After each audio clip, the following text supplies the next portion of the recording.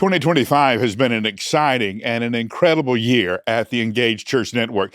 Now, I know a lot of times we throw around words like that, and sometimes we're just exaggerating. But no, for real, it has been an amazing year. For one thing, we have started the School of Ministry. We have started our first cohort, and now we're engaging our second cohort of lay people that we're training to be actively prepared to lead local congregations right here in the Middle Tennessee area. That's developed with the coaching ministry and the consulting ministry. You have been part of that, and we're very, very grateful for your support and for your participation. Here are a few highlights of this past year that's setting us up for an even better year in 2026.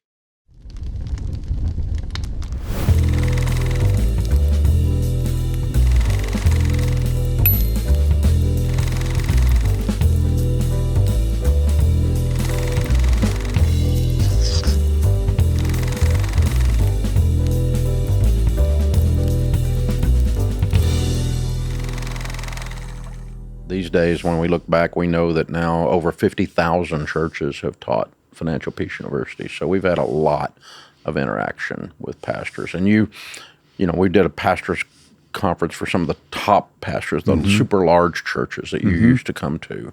We used to do those stewardship summits, we called them. Did them for several years, and they were a lot of fun. But it was just a handful of people, just 50 people. But still, point being, I've interacted with a bazillion pastors over the years on this exact subject.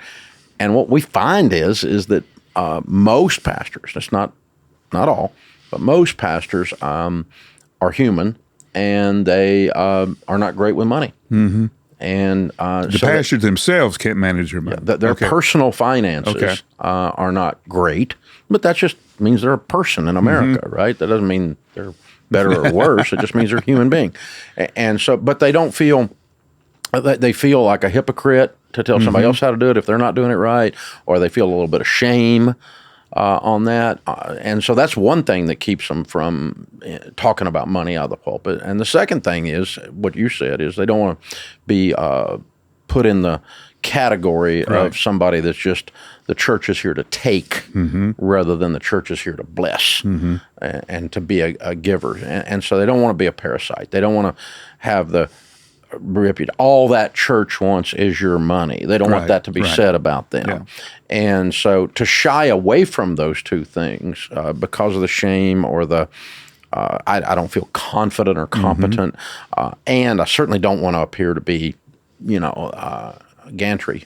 And so, that too many of them abandon it. And then, but our friend Craig Rochelle has one of the best sayings on this I've ever heard. He said, "Why is it that wealth is the only blessing from God we feel like we need to apologize for?" We don't apologize about God giving us health. He's blessed me with great children. He's blessed me with great grandchildren like you and me. He's blessed me with a business. He's blessed me with longevity. He's blessed me with whatever. But we don't think anything at all about thanking God for that publicly and loudly. But when it comes to, he's blessed me financially, it's like, he's, we have to. I'm getting by. I have to. I don't have to. I have to drive a used Camry because that's the holy car of the evangelical.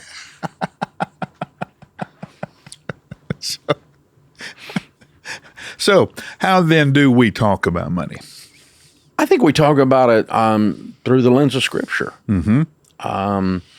Imagine that. Yeah. I mean, I was talking to our team the other day. I always do a thing when our team's been with us for 90 days. We call it Wrap with Dave. At the end of 90 days, it's the wrap up of their onboarding. And they get to ask questions, and I tell old stories about the old days. And I was talking about, of all the books I've written and all the books we've sold, all of them, we did the thing first and then we wrote it. Right. So I did the baby steps. I did, I run a business, so I wrote Entree Leadership on how I run a business, on and on and on. Smart Money, Smart Kids. I had raised kids that turned out money-wise and everything else, not perfect, but they turned out. So we wrote a book about that. Here's how you raise kids. So the one exception to that was the first one. I'm bankrupt, sitting on a card table in my living room, and nobody gives a rip who Dave Ramsey is. Yeah. And if they did know who he was, they wouldn't want his opinion because he's a bankrupt guy. Who wants to take financial advice from a bankrupt guy? That's kind of dumb.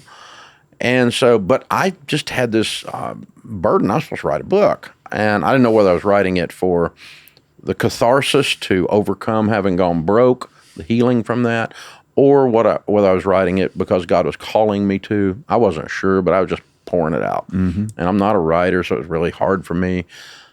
So that book, I didn't have the ability to lean on anything for credibility because there was none. Right. I didn't even have social proof. We hadn't been in the marketplace and proved it. I mean, if you want to argue with us today, that's just dumb because we've got millions of proof text. Right. So, I mean, you're just wrong. I mean, it's just that. But back then it was like, I don't know. I mean, who wants to listen? So we were leaning on Scripture. And so I said, okay, this is what God says. This is what your grandma said. So common sense and Scripture. Yeah. I remember your radio show used to quote a lot of Proverbs. Still do. Yeah, still do. And because, I mean, if you read Proverbs over and over and over again, there's 31 we all know you can do one a day, have a little spiritual one a day vitamin. And if you read it over and over again, you get a master's degree in finance if you actually understand it. It's all in there. It's amazing book of instruction and wisdom. And any of us know Scripture know that about Proverbs. Very, very prescriptive and instructional. And so it's do this, don't do that. Which guys like me need. I need this is dumb. This is smart. Right. The fool does this. The wise does this.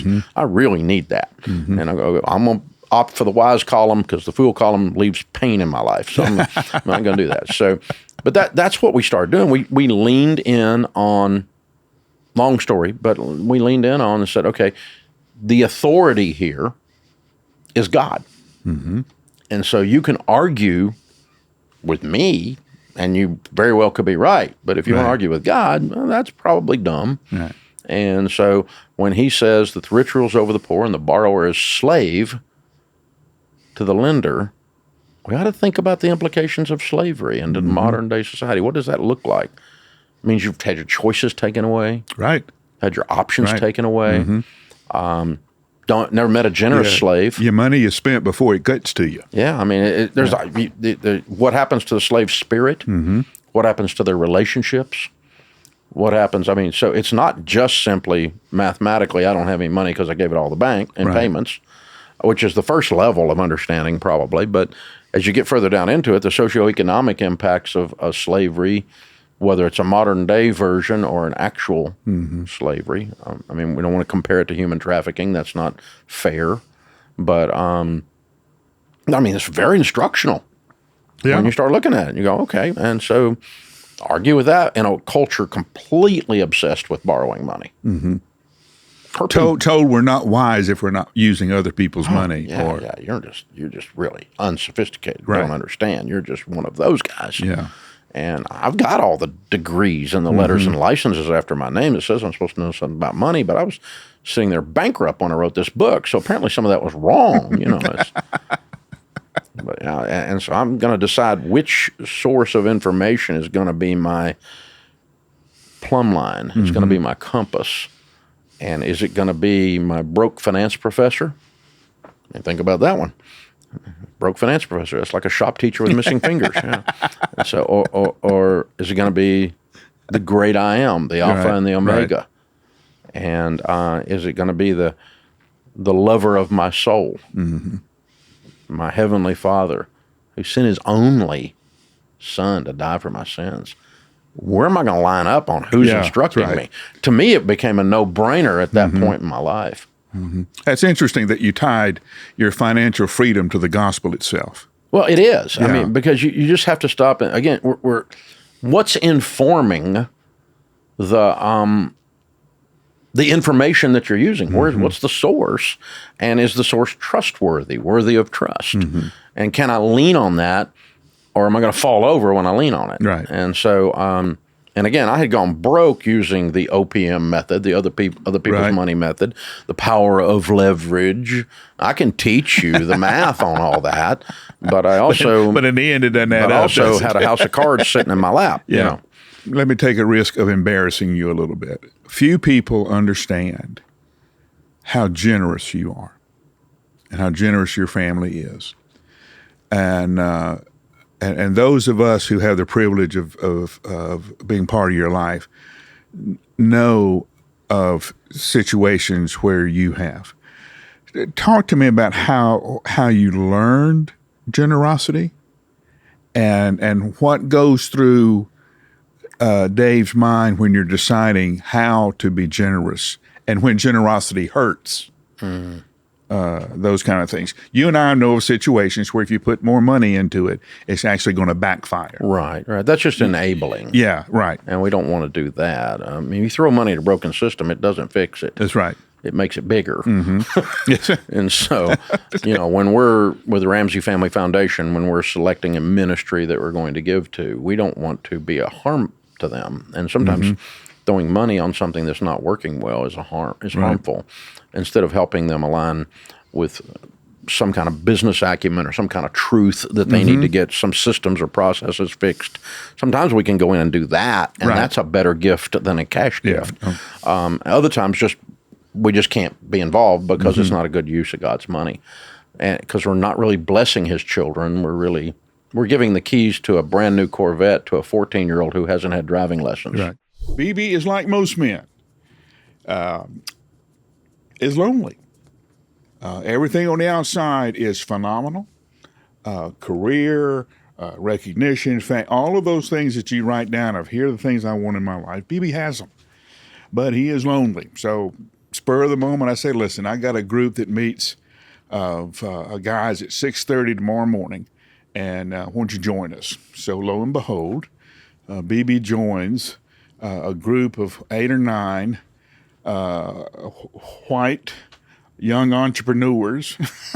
And you and I are the old guys in this room.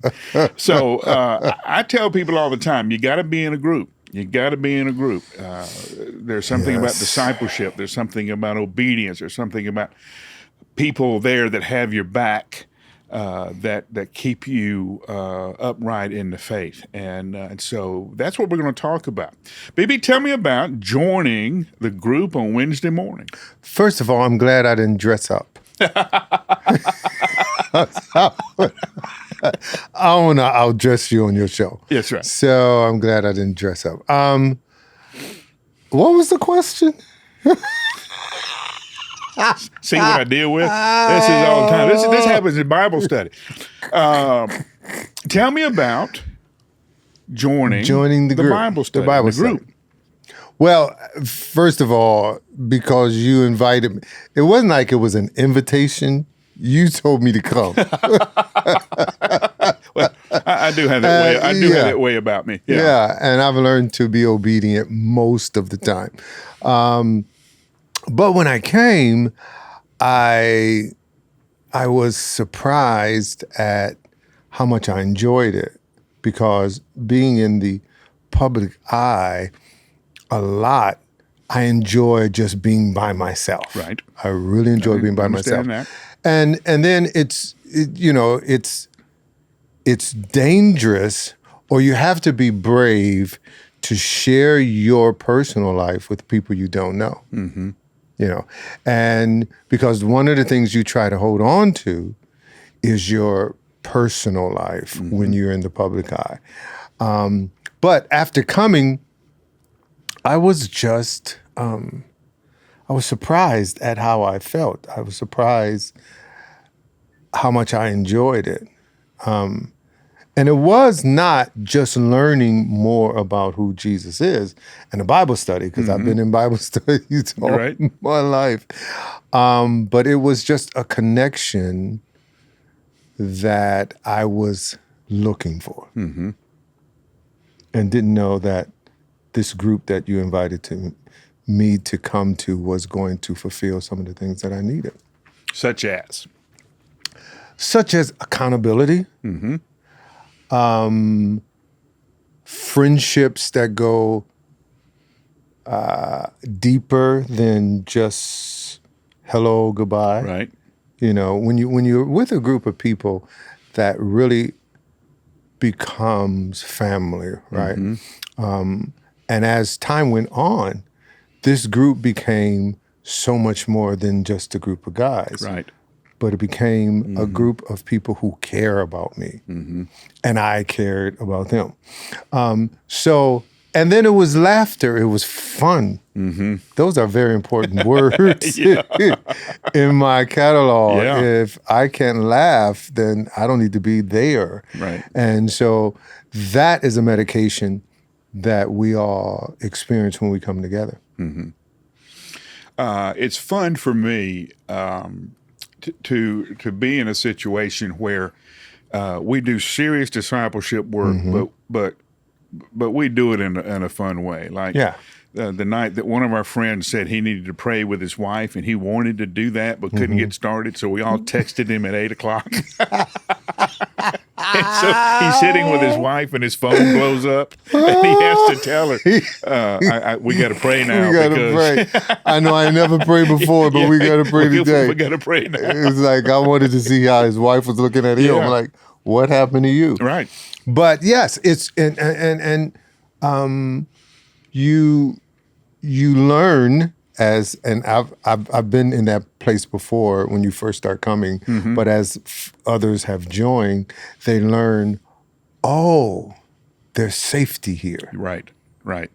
And when you feel safe, you start telling more of the truth. That facade, you can drop that facade, because a lot of people, I mean, me and my sister, there was a lot of things, we were raised in a Pentecostal church. And so there were things we were taught to say without being told to say, such as when someone says, "How you doing?" "I'm blessed of the Lord." That's right. I'm highly favored. And so one day we were on the road and we were going to do an interview, and somebody just stopped and said, "Hi, Bebe and Cece. Hi, Cece. How are you?" And Cece said, "Oh, I'm blessed of the Lord." And I remember turning around to her and said, "Can you just say, I'm fine?"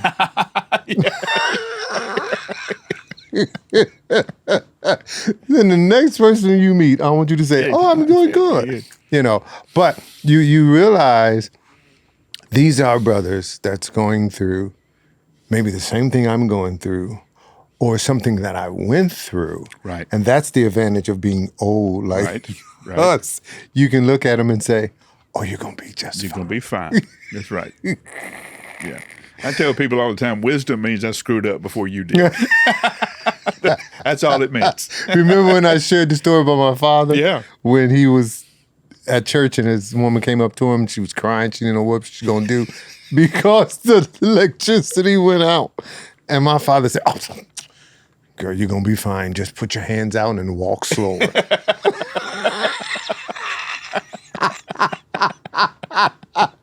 Don't worry about the darkness. Just walk slower. Put your hands out. Walk slower. But you are relieved because the enemy says you're alone. Nobody's going to understand, so don't tell nobody what you're going through. But he's a liar. Yeah. And so these group of people now have become a sounding board and have been just people I know I can say what I need to say. That's freedom there. Yeah. Now, these guys have become really close. You took a bunch of them to the Apollo Theater. Yes. And we all went to dinner. Yeah. But since I have been with the group, how long now? That's what I was trying to figure out the other day. Like, I don't know. Time has passed so well. So long. It's been at least 6 years, maybe more. It really has. But since I joined the group, as I told you and them, I thought I had, okay, God, what's next? Don't have to sing no more. And then something happened, and I was like, oh, I thought we had a deal, but the Lord said, I didn't give you that. I didn't tell you that. And so since I've joined the group, there's been so many reluctant yes out of me to go. And so one of those was the Apollo Theater. I hadn't sang a concert, especially at the Apollo Theater, for 15 years. And so told the guys and everybody came. And they were all sitting in the balcony, and I acknowledged my brothers. I said, all the white people in the balcony stand up. And they stood up. I was cracking up. And give them an applause. Yeah. But it's been a great time. And a serious time. Right. You know. Yeah, some of our friends have had to go through some tough times. Yes. And it's just rewarding to, because you get texts sometimes afterwards of how what you said is helping me to go through what I'm going through, And that's important, because now what we have to do, since you have all this, is when, one of us is not present, we can see each other too. And I can call in and y'all can see me running, working out and doing all that. Yeah, you guys don't know this, but the group met yesterday. Yes. And so Bebe is in Dallas. He calls in while he is jogging. In mile 5. At mile 5, and participates in the group while he completes his workout. But I do think that says something about how tight that group has become. That you don't miss it, and how important it is. And so what I learned in life, if it's important to you, then you will guard it. Right. If it's important to you, you will be present, And so I think at one point in time, I think you correct me if I'm wrong, I told some of the members, look, we got all these vacations and stuff. Y'all gotta, come together. You going on a golf thing? Let's make this important. And everyone has really, really stepped up to the plate of this is important to us. It's absolutely provocative what the Lord is doing right now. It's 51% foreign-born immigrant. Walking down the sidewalk, you got better odds of meeting someone who was not born in the United Kingdom than was born somewhere in town. Wow. It's incredibly global, incredibly diverse. God's doing something really special there. Around the time we got in there, some statistics had the churching of London around less than 2%, which is statistically unreached according to some mission agencies. Others put the number as high as 6%. And then even here in recent months, we've been seeing some delightful research coming out talking about how the reawakening or the re-enchanting, the re-evangelization of Great Britain. And it's really, really great to see. So how did you start your church in London? We went with very much a pioneer approach. By the grace of God, reached out to some different missions agencies and tried to go here and tried to go there. And basically, what we found out is if you want to go across to London to raise your own support, pioneer and network and plant churches and catalyze stuff, you kind of got to pioneer, you got to forge a path. So we did. We found these wonderful brothers at a place called Co-Mission Network based in Wimbledon. They sponsored my visa. And we got in, and the thinking was like, how in the world are we going to do this? The accent, the American accent from the South doesn't play well in affluent London. And we sought out some coaching from some different people. The best we could work it out, we're going to have to really make our play at the school gate. So, think about this. There's no traffic. I know we were a little late getting here for the podcast. Right, No traffic over there. No drive time. You literally, you live, you work, you play all off of one main street or high street, and the one central school where everybody got together.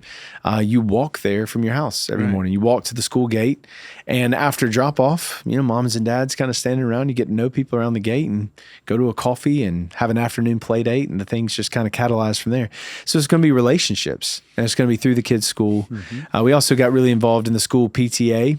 And bit of a weird figure when people started figuring out, wait, we got a Baptist evangelical preacher from Alabama trying to evangelize this well-to-do, affluent, middle-class neighborhood in London.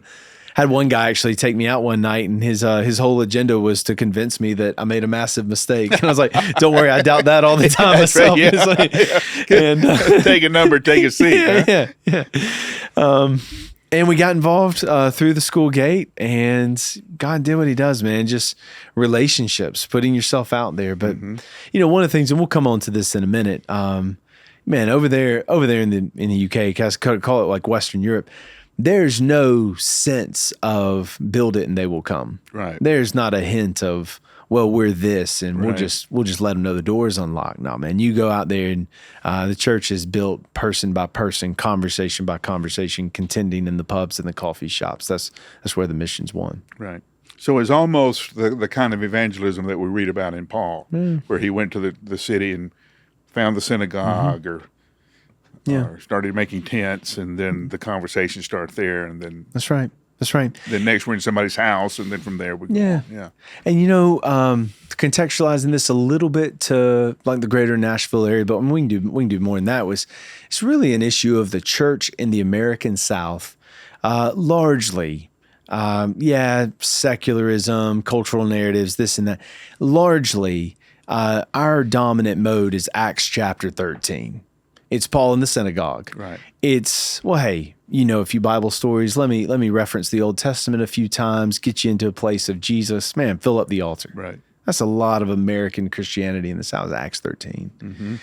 Not everywhere in America. You go out West Coast, we got a whole different ball game. And my experience leaving the American South, going into a place like London, I realized, man, we have moved outside of Acts 13. We're doing Acts 17 ministry now. We are in the Areopagus. We're in the marketplace. We're contending in a different way. We have to spend a long time talking about the reasonableness of God, the plausibility of God, the possibility of God. Building the philosophical case before you build the theological case. That's it. And that takes time. There's no one and done with that. There's no, oh my goodness, thank you for that 15-minute conversation. The whole thing makes sense. There's a lot of, we developed a phrase over there. You want to, in every conversation, what you're really trying to do, you're just trying to drop a pebble in somebody's shoe. And, they walk off acting like everything's fine, but you've had the smallest rock in your shoe. It affects your whole walk. Right. And that's what you're trying to do in these kinds of conversations every day, every interaction. I'm just trying to give you another something. I'm trying to paint the picture. I'm trying to weave the tapestry a little more day by day. And you're trying to gently bring people along. And part of our experience, the fruit that we saw came 2 to 3 years into diligent, tilling away conversations where the questions would start to really formulate. And we saw a few people actually trusting Christ. And it was absolutely amazing. I feel like I've lived the book of Acts. But that Acts 17 model is, no, here's the possibility of God. Here's why this would make sense. It's cultural apologetics. And then years in, hey, here's Jesus. You should trust in him. Now, it's not to say we're not calling people to faith. No, like that call is scattered all throughout. Right. But just knowing I'm going to genuinely and earnestly give this call, it'll probably take 2 years of this, 3 years of this before faith makes sense, as it were. See, like you, I grew up in the church with the 4 spiritual laws. Yeah. Yeah. And that the evangelism that we were taught, Romans Road and all that, is you go, you make this presentation. The presentation is maybe 10 minutes long, and then somebody will decide. Yeah. And you'll make a decision. Yeah. After that, when I started the young adult ministry that we called Kairos, fantastic. I was having to go back and tell people, listen, these kids take a year or 2 to make it. They'll come back and ask you a question. And you'll debate them or talk with them, they'll disappear. This is how it works. And you won't hear from them for months. Yeah. Then they'll drop back in and go, I was thinking about what you said. You're like, Joker, I didn't know if you were still in town. Yeah, that's exactly right. I have no idea what we said. So if you catch me up remind me of this. To where we were. Yeah. About how long now evangelism takes because of the culture that people are growing up in. Yeah. Yeah, it's not part of the and there is no disparaging of the American South or the church in the American South. This is a beautiful thing the Lord's given us, like all of this access, all of this mental furniture that people have. But it's just embracing. There's a lot of other places in North America, and you want to leave and go somewhere and say, man, it is it's not even that people are mad at God. Oh, that'd be such a delight to find somebody who was frustrated with God. Just never think about him Never at all. think about him. Keller would say it, right? The opposite of love isn't wrath. Are you kidding me? No, the opposite of love is that cool, passive indifference. Apathy. Yeah. Just you don't even come up on my radar. So I'd introduce myself to people and they're like, oh, this is amazing. I'm like, what's amazing? It's like, I've never met a Christian minister before. Yeah. Yeah. Yeah. So you spend, 10 years? I just shot 5 years. 5 years? Yeah. I feel like I lived 15 having to go through COVID. Grade me up a little bit. You were in COVID over there. Yeah, so, Come back Yeah. to Nashville. yeah. What parts do you recognize? What part do you not recognize? Yeah. It's amazing. You see it through my perspective. You see it through the perspective of my children. Went over there, my son Shepherd, 9 years old. Went over there as a 3-year-old. Yeah. And just enculturated, part of this like international syndicate of mates from around the world. He's the only one with an American accent. It's interesting seeing it from their eyes, and it's like a bit coming home, for us. We just shot 5 years. What do you say? It's like, that's enough time to be away to genuinely like blur your accent. Well, we think enough, he's this and British. that. Yeah, that's it. That's right. We think he's British. Yeah, yeah. A little blonde kid with the flowing locks. The grandparents in Birmingham have no shot. It's like we're going to Target and I'll have whatever I want. I tell you what, coming back in, you notice how the diversity hasn't made its way all the way in, and part of that is just how we're set up. We don't have near the cultural diversity of a place like London or the UK, but you do see these micro expressions of it where maybe our churches we're not as fully as integrated as we might be capable of being. So that's something you notice awfully homogenous in a lot of places. You realize it's like, oh, I'm sorry. I thought it was going to take an Acts 17 level expression, but a lot of the modus operandi is a little more back towards Acts 13. It's like, wait, hold on, let's rewind that. Yeah. But even there, you see how flimsy the foundation of Acts 13 might be if you really want to go there, because like, how well do you know the Old Testament? Like, right. do you know the story? And we might need to become a little more foundational than we thought. He can't see where the ball lands, right? So he holds his finish, and looks at his son, and his son would go, "Yeah, you good." Yeah. I know. That was because I was told that he wouldn't wear glasses. Yeah. And he didn't see a shot over 150 yards land the last decade. Yeah. Sure didn't. Now you tell a great story about your conversion process, and of your friend encouraging you to check it out, because somebody who would make a decision without reading the material is a moron. Right. Yeah. This is a great story. Yeah. We were on a golf course, and I was reading Ayn Rand now. Trying to figure out how to hold my marriage together, and we were broke financially, spiritually, everything. I like to say that everything I thought would make a good, productive life was being stripped away. I was losing my career. My wife was involved with another man. We had all this stuff going on. So I figured it out. Okay, I didn't care. Initially when we would argue because we were losing everything, and she would look at me, and I always tell, especially when I work churches, if you're in a marriage that's full of acrimony, wait till you get to apathy. There's nothing more painful in life, and I see it all the time at the airports. These young men, you see them with their devices, and and it's toxic to me because I lived that way for years. Right. Where what does it matter? Who cares? If I get a sitcom, I get a movie, what different, anyway. So I get put up with this millionaire businessman, and we're golfing, and I'm reading Ayn Rand, and I think, okay, capitalism is it. If I can make enough money, I can get out of all this debt. I can, maybe that's where happiness is. I didn't think it was. I really didn't. Because I started comedy with the goal of making $300 a week, and got there pretty quick. Yeah. And realized it was 500. No, it's 500. No, it's 700. It's 900. It's 1,000. It's 2,000. Well, there came a point where I realized no matter what I did, I'd put it up my nose or I'd, drink it. So money wasn't the driving force in my comedy career. Then it became, that's the only skill I have, and it got to where I resented the audiences. I remember sitting on a stool. I wrote a book, and this is in the book. I was sitting on on a stool doing comedy. I had gotten to the point where I couldn't even stand up.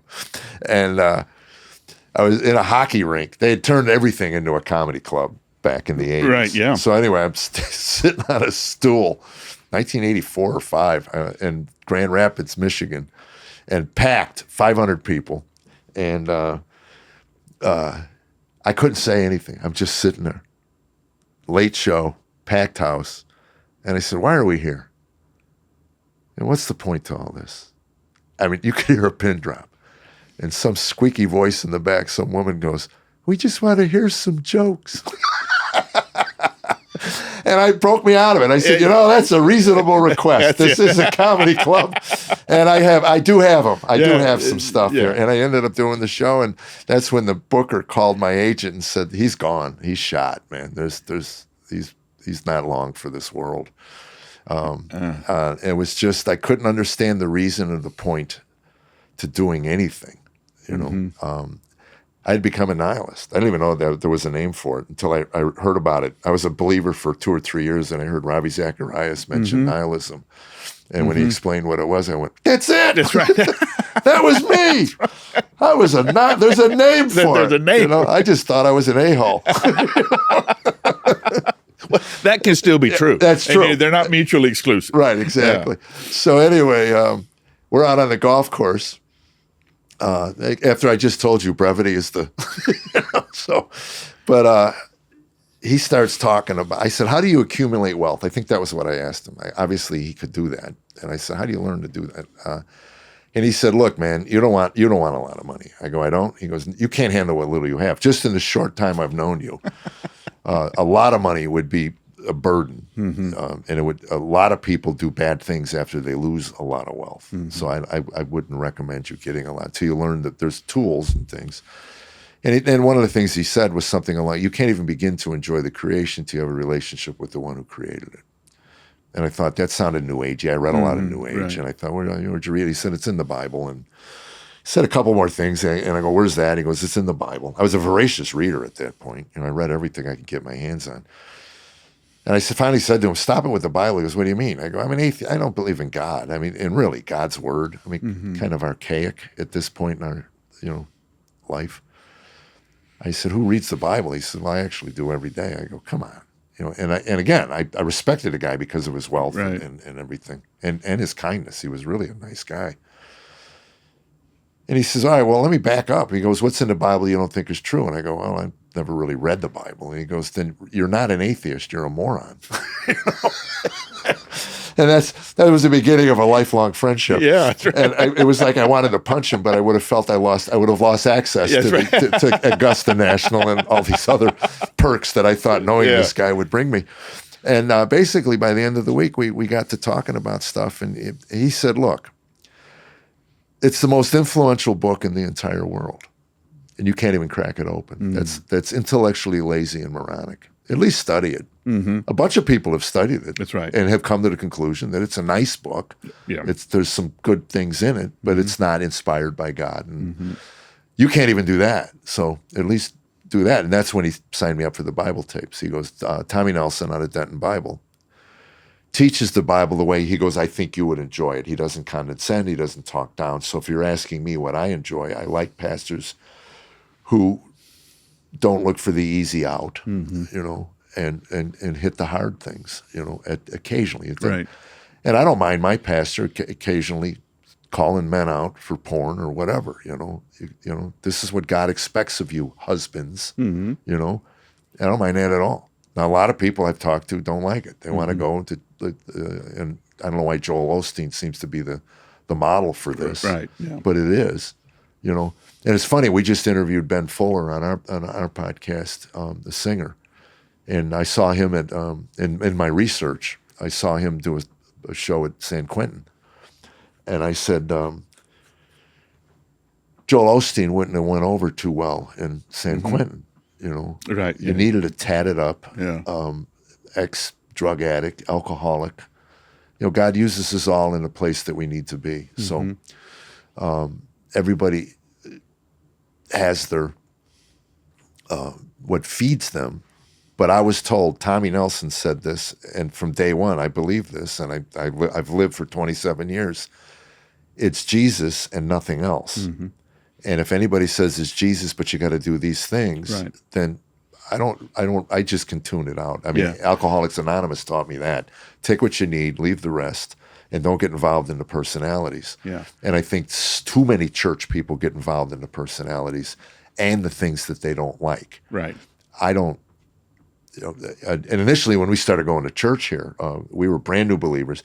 To give you an idea of where we were, when Paul talks about milk as a baby, Right. we went to a Methodist church, brand new believers, and this guy would clip out a Peanuts cartoon and do a moral message based on Charlie Brown. And we felt that was great. That was great, And it didn't take long before, there has to be something a little deeper than Charlie, And we started seeking churches. And we had a condition: if the pastor mentioned hell, we were out, because we were convinced we were going there, even though we had given our life to Jesus. We were still at the point where we had baggage. That's right. Yeah. So we didn't want to hear about hell. We had rules, So again, today, I just want biblically sound teaching, and I don't mind a cultural. I don't mind the church talking about cultural issues. If they're soundly rooted in Scripture. Yeah. So vote your Bible Right. is fine with me. Right. I understand that because I've had Christians hammer me on social media because I was at the RNC. I was invited there because Rob Schneider canceled, and they reached out and called me to do a show at the RNC. And I'm a registered independent. I've never gone out of my way to support any party. I don't believe in the collective. So why would I? I'm kind of Right. tell me what you got. So anyway, they were hammering me all over. My family, hammering me. I finally said to him, I go, well, give me an alternative. Are you aware that one party had an abortion van in front of their convention? Nashville had a TED conference, and we got one of the coaches to come over and spend some time with us. She was brutal. She was. She was brutal. She was. And gave us a book and said, read this, you need it. Yeah. And she's right. Yeah. And her right. big thing was people are going to walk out with one thing, and you get to choose what they walk out with. So make sure they're walking out with what you wanted them to walk out with. And when you think about it, I would much rather them have one thing week after week after week than me dump 10 things in their lap and them have tons of information written down in a notebook somewhere. Right. But nothing in here. Nothing here, yeah. And you can build on this. You're gonna preach more than one Sunday, and you can build on these truths, Right. To make them a good foundation. So let's break down the sermon for a little bit. What have you learned about introductions? I've learned that I don't always have to do this now that I've been here 10 years. Congregation knows me. But by and large, I try to do this at least 80 to 90% of the time. I feel like I have to buy the right to take them to the next level. Meaning, if it's not early in the sermon, me saying, this is why this matters to you, they're done. So sometimes that means I always start by reading the text, praying, and then getting right into it. A lot of times that starts off with current event, personal illustration. If I don't hook them at the beginning, they're done. Yeah. They're going to check their phone. They're going to pull it out and see, okay, what do I have this week? There are some studies that show that we have 90 seconds to establish a point of concern. And if you don't do it in those first 90 seconds, they grab their phone. Yeah. This doesn't have anything to do with me. Yeah. Now, I've noticed that when I preach passages such as David and Bathsheba, Right. I don't have to start with a story or start with a grabbing illustration because the they're like stories. They're like, oh, this is about adultery and murder and cheating and lying, and so they're there. Yeah. Doesn't mean I don't have to. I mean, I don't. It's okay if you do, but I've learned my people are already there on stories like that. But this Sunday, it's Romans chapter 6. And I'm going to read the text and pray, and they're probably going to be like, and so I better be ready to grab them from the start. Yeah. Yeah. Tell them why it matters. Yeah. Call to action, conclusion. It really depends on the text and what I'm seeing happen in the text. There have been, right now I'm preaching through the Doctrine of Union with Christ. It's the Things Your Pastor Wants You to Know series. Brentwood campuses, every year the different campus pastors get 4 or 5 weeks to choose what they want to preach to their congregation. And so this will be my 3rd week in that. And they've been more of okay, this is real. Christ is in you. And one of the ways we've seen the Apostle Paul try to get it into his people is he prayed. And so here are some prayers. I want you to, Ephesians 3:17 through 19, pray this for you. Pray this for our congregation. Last week was abide in the vine. Right. Where are you abiding mostly? And where are some small tweaks you can make in your life to where you're actually abiding in Christ? Little things like that. So it depends on where I'm going. Yeah. I try not to give them, I don't want to be one of those people, one of those pastors, and I may be wrong for this, but I don't want to be one of those pastors that's constantly giving them more and more stuff to do just to be busy. But if it's something more and more that helps nurture their soul, I guess that goes without saying, but maybe you know what I mean by that.